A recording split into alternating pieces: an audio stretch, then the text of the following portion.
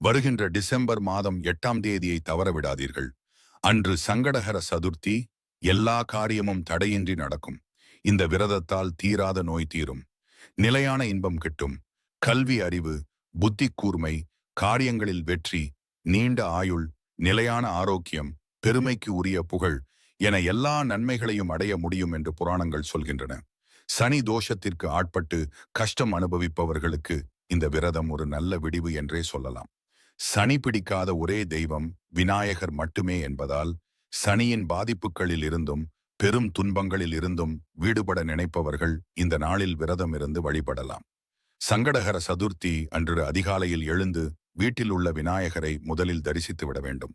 பின்னர் குளித்து முடித்து விநாயகருக்கு விளக்கேற்றி அருகம்புல் அல்லது கிடைத்த மலர்களை வைத்து பூஜிக்கலாம். தூப தீப ஆராதனை, நைவேத்தியம் செய்வது சிறப்பானது. அன்று முழுவதும், அதாவது மாலை வரை உபவாசம் இருப்பது நல்லது. மாலை வேளையில் அருகில் உள்ள கணபதி கோயிலுக்கு சென்று சங்கடஹர சதுர்த்தி பூஜையில் கலந்து கொள்ள வேண்டும். முடிந்தால் அபிஷேகம், அர்ச்சனை செய்யலாம். பிரசாதமும் அளிக்கலாம். வழிபட்டு வீடு திரும்பும் போது அந்த நாளைய சந்திரனை தரிசித்து வேண்ட வேண்டும்.